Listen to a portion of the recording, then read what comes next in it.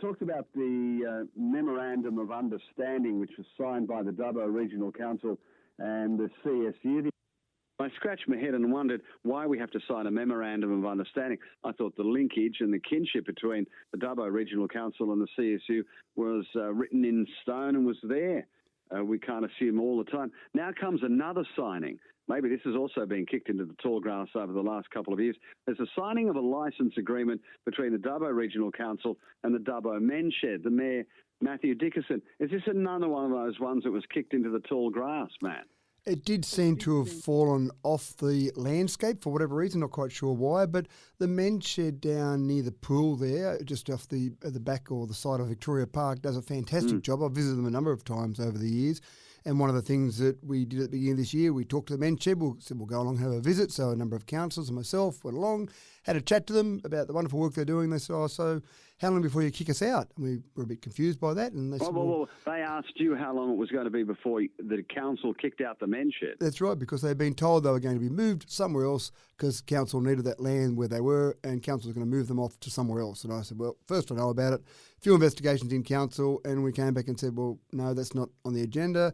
Where's your lease up? Oh, wait up, your lease has expired. Well, we don't want that happening because they had no confidence in being able to continue to improve their building there, because why would you spend money on a building if you think you're going to be kicked out next week or next month or some short time in the future?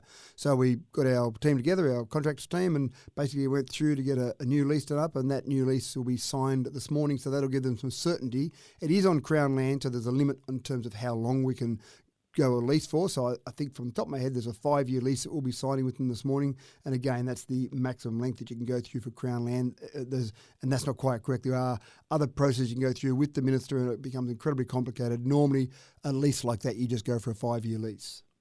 Okay. So let's recap on that, Matt Dickerson.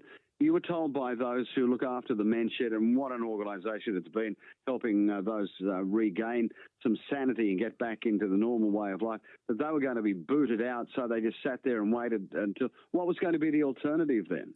Well, apparently we were going to move them out somewhere else in town, find somewhere else for them. And by the way, we'll help you with some grant applications to get some money to build a new men's shed. But you've already got a men's shed. Why do we need a new men's shed? And it's a great location as well. For people that go there, it's a nice central location. So anyway, I don't understand everything that happened over the last few years. Part of my job at the moment and part of this council's job is really just to fix things up, get it back how it should be running, and then look to the future. That's very strange, isn't it? And then that linking that we talked about the other day, wasn't it, Mayor, about the CSU and your memorandum of understanding between you and the council. How many more of these things are you going to uncover? Well, we've found a few along the way at this stage, and hopefully we've gotten to the point where we've gotten just about to the end of them. But just a really quick example, Richard. Yesterday, councillors had a tour of the CSU Dental School, which is actually a combined CSU Sydney University Dental School. Yeah. And it's a teaching school, yeah. Yeah, exactly right. And fantastic facility there. They've got lots of dental chairs there. They've got and you services. can get your teeth done there too by someone who's practicing to be a dentist. Well, you can get your teeth done if you're under 18. Then you can get your teeth done by someone who is fully qualified. And if you're also a healthcare owner, you can go up there and get your teeth fixed up by someone who's fully qualified. If you're happy to have students work on you, you can also go up there not owning a healthcare card and not being under 18 and have a student who's being overseen by someone who's professional, and also these students are in their 5th year. So you think they've got a pretty good handle on what they're doing, and you can get services at a discounted rate. So all these things are up there. Anyway, the bottom line of it all was we chatted to CSU up there, and they said not many people know about this facility here, and some of the students that come, we're not always fully subscribed with the students because the students come out of Orange in their final year to do some training here. So the first thing I said was, hey, well, we've got an MOU with CSU. Why don't we work between council and Charles Sturt University to try and both promote the services that are here so people know it's there, but also try and drag some more students out here rather than be undersubscribed. That would be fantastic. Again, it's a simple example of things that you would expect to happen anyway, but having that MOU just cements that. And so I'm working with James McKechnie up there to work out some ways that we can do both those things. And they'll burst into song from the Little Shop of Horrors. I'm a dentist. So there you go. And as I say, Matt Dickerson, how many more of these things that were kicked under the table and not allowed to go through, are you going to uncover? It'll be interesting to see in the forthcoming days. Yeah, every day you seem to learn something more, don't you, about the past of the Dubbo Regional Council. 16 past 7. A couple of things I want to address to you. You and I talked about the fact that there was a hope that Tony Kelly, who'd done a lot of work for the Dubbo electorate, would it get his name emblazoned on the Victoria Oval #1? Well, the Geographical Names Board said, no, you can't do that, but you can put it somewhere else. Have you made a decision? Yes and no. So council has made a resolution, but we're going to public consultation. So the discussion at the last council meeting around that was the Tony Kelly Oval. No, GeoNames said we couldn't do that. There is also the Tony Kelly Reserve, there is a reserve that could have been the Tony Kelly Reserve. But councillors in discussions felt like it was almost being a bit disingenuous that the Tony Kelly Oval and the Tony Kelly Reserve were almost the same parcel of land. The community had said no to the Tony Kelly Oval, and the GeoNames Board had said no because of the community feedback. So if we then went and named the Tony Kelly Reserve, or the reserve around there, the Tony Kelly Reserve, then that felt like we were being a bit sneaky. So councillors weren't keen on doing that. But there is a pavilion down there at #1 Oval, at Victoria Park, #1 Oval. And that pavilion is a nice, shiny new pavilion there. It doesn't have a name on it. So council thought that would be more appropriate to have Tony's name on that, given the past, and going back to the last council about the way that it was all handled and the feedback that came through from that. So by doing that, that means that A, we've got the power to name it. We don't need to go to the GeoNames Board. But we also felt it was important to go out to public consultation because the community was against the #1 Oval. Was that because of Tony Kelly, or was it because #1 Oval's got such a long history of being Victoria Park #1 Oval? And so we thought the best way to go would be to rename that in concept, send it out to the community for public consultation, get feedback from the community. If the feedback comes back relatively positive, then council will go ahead and name it. It hasn't got a name now, so name the pavilion down there the Tony Kelly Pavilion. That'll look nice across the front of the pavilion, wouldn't it? I think so, and I think it matches other things that have occurred in Dubbo. For example, at Apex Oval, you've got the Bruce Needs grandstand, who was very responsible there. At Barden Park, you've got the Ross Poulton grandstand there. So naming physical devices, physical structures like that has got some history in the Dubbo community. So the Tony Kelly Pavilion, I think, would be a nice recognition of the fantastic work that Tony did over his life in Dubbo.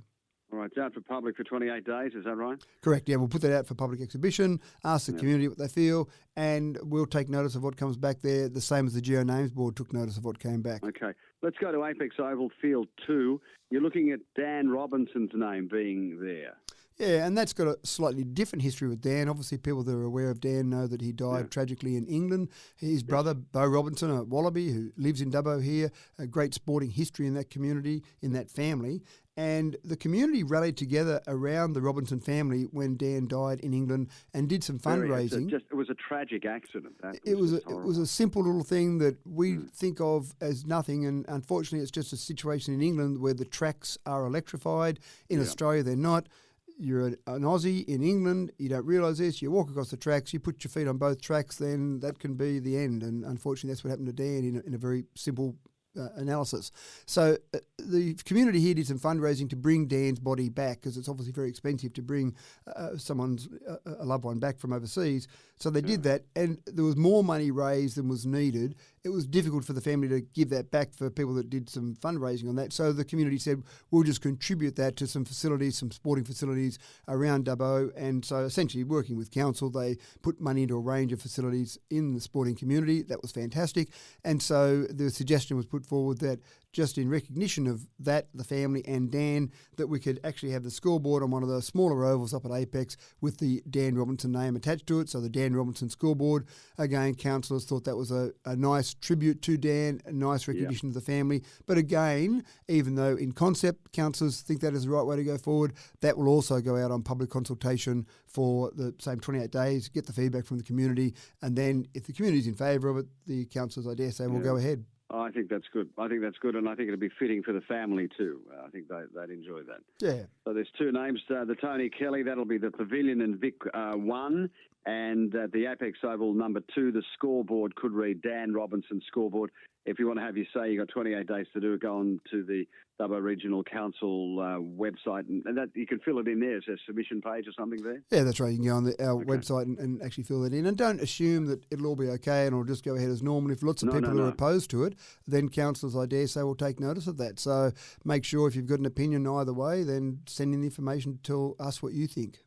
All right, before I let you go, Mayor, what about the rugby league? Where's that at now? We talked about this the other day. What are you proposing now? So essentially what will happen now is we'll go out and have some negotiations with a variety of clubs. We'll go back to South Sydney out of courtesy first, and then we'll also talk to some other clubs, mainly Sydney clubs. I don't expect the Melbourne Storm would travel all the way to Dubbo, for example, but we can have some negotiations with some other Sydney clubs.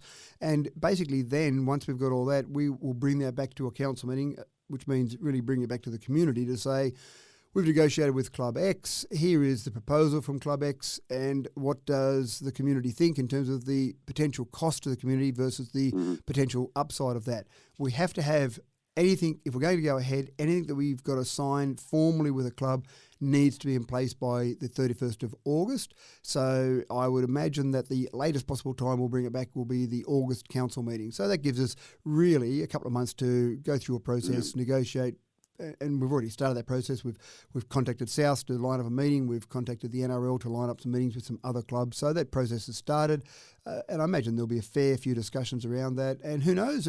There's an argument there to have Souths every year.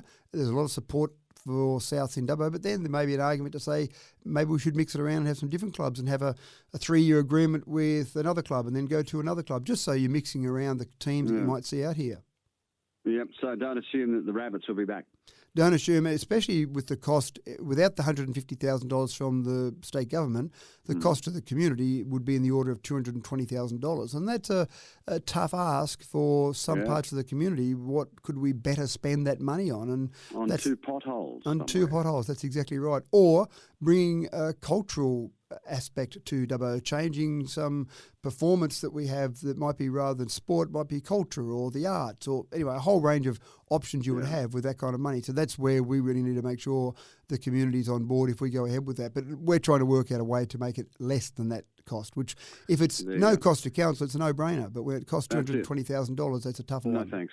No, we've got enough to worry about at the minute too, so don't assume any of the particular NRL clubs will actually make a return. If you would like to have your say about the naming of Tony Kelly Pavilion at Vic 1, then get online to the Dubbo Council. Apex Oval Field 2, the Dan Robertson Scoreboard is also up for your suggestions.